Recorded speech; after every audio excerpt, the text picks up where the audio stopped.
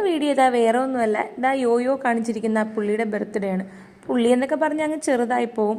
ഞാൻ ഈ ചിരിച്ച് സന്തോഷിച്ചിരിക്കുന്നുണ്ടെങ്കിൽ അതിനുള്ള മെയിൻ റീസൺ ഇതാ ഈ ആളാണ്, വേറെ ആരുമല്ല, എൻ്റെ ചേട്ടൻ്റെ ബർത്ത്ഡേ ആണ്. പിറന്ന നാളായതുകൊണ്ട് തന്നെ രാവിലെ അമ്പലത്തിൽ പോകാൻ വേണ്ടി ഓടിച്ചു വിട്ടത് വേറെ ഒന്നുമല്ല, എനിക്ക് പോകാൻ പറ്റാത്തതുകൊണ്ട് ആൾ കുറച്ച് മടിയടിച്ചിരിക്കുകയായിരുന്നു.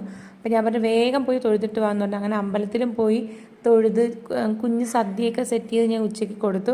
അതൊക്കെ കഴിച്ചിട്ട് വൈകിട്ടായപ്പോൾ നമ്മൾ പുറത്തോട്ട് പോയി. വേറെ ഒന്നുമല്ല, ബർത്ത്ഡേ ഗിഫ്റ്റായിട്ട് വേണമെങ്കിൽ കരുതാം. പക്ഷേ നമ്മൾ നേരത്തെ ഇത് എടുക്കണമെന്ന് വിചാരിച്ചിരുന്നൊരു സംഭവമായിരുന്നു. ലാപ്പ് എടുക്കാൻ വേണ്ടിയിരിക്കുകയായിരുന്നു. അപ്പോൾ എല്ലാം കൊണ്ടും നമുക്ക് ക്യാഷ് എല്ലാം ദൈവം സെറ്റ് ചെയ്ത് നമുക്ക് തന്നു, ഈ ഒരു ടൈമിൽ തന്നു. അപ്പോൾ നമ്മൾ പെട്ടെന്ന് പോയി എടുക്കാമെന്ന് വിചാരിച്ച് പോയി. ഈ സോങ്ങൊക്കെ ഉണ്ടല്ലോ 90s കിഡ്സിനെ പെട്ടെന്നൊന്നും മറക്കാൻ പറ്റാത്ത സോങ്സാണ് ഇതൊക്കെ. ഞാൻ ഈ സോങ്സൊക്കെ കേൾക്കുമ്പോൾ എൻ്റെ സ്കൂൾ ടൈം അതൊക്കെ എനിക്ക് ഓർമ്മ വരും കേട്ടോ.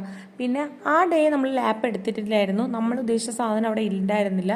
അപ്പം നമ്മൾ പോയിട്ട് ഒരു 2 days കഴിഞ്ഞ് വീണ്ടും വന്നു കേട്ടോ. അപ്പം മോനെ വീട്ടിലാക്കിയിട്ടാണ് പോയത്. ഞാനിങ്ങനെ നോക്കുന്നത് വേറെ ഒന്നുമല്ല, ഓരോരോ ഫ്ലാറ്റൊക്കെ കണ്ടിട്ട് നോക്കുന്നതാണ്. നമ്മളൊക്കെ ഒരു വീട് വയ്ക്കാൻ പെടുന്ന പാടെ.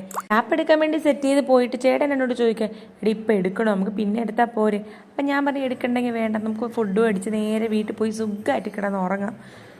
പുള്ളി പറഞ്ഞ വേറെ ഒന്നുമല്ല, നമ്മൾ അത്ര ടൈറ്റായിട്ടിരിക്കുന്ന സമയമല്ലേ, ഈ ക്യാഷ് നമുക്ക് വേറെ എന്തെങ്കിലും ഉപയോഗിച്ചുകൂടെ എന്നാണ് ചോദിച്ചത്. പക്ഷേ നമുക്ക് ആവശ്യമുള്ള സാധനങ്ങൾ ആവശ്യമുള്ള സമയത്ത് എടുക്കണ്ടേ. അത് പിന്നെയാണ് എടുക്കാമെന്ന് വിചാരിച്ചെന്നാൽ നമുക്ക് ഇപ്പം നടക്കേണ്ട ആവശ്യം അപ്പം ചെയ്താൽ മതിയോ? ഇല്ലല്ലോ. നമ്മൾ എപ്പോഴൊക്കെ നമുക്ക് എന്തൊക്കെ ചെയ്യാനുണ്ടോ അത് അപ്പോഴും തന്നെ ചെയ്തു പോകുന്നതാണ് നമുക്ക് ഏറ്റവും നല്ലത്. അപ്പോൾ ഇപ്പം നമുക്ക് ലാപ്പ് എടുക്കേണ്ട ടൈമാണ്, അതുകൊണ്ട് നമ്മൾ ലാപ്പ് എടുത്തുകൊണ്ട് പോകണം, അത്രയേ ഉള്ളൂ. അങ്ങനെ ഇരുന്നപ്പോഴാണ് നമ്മുടെ ഭാഗ്യമാണോ എന്ന് അറിഞ്ഞുകൂടാ, കറണ്ട് അങ്ങ് പോയി.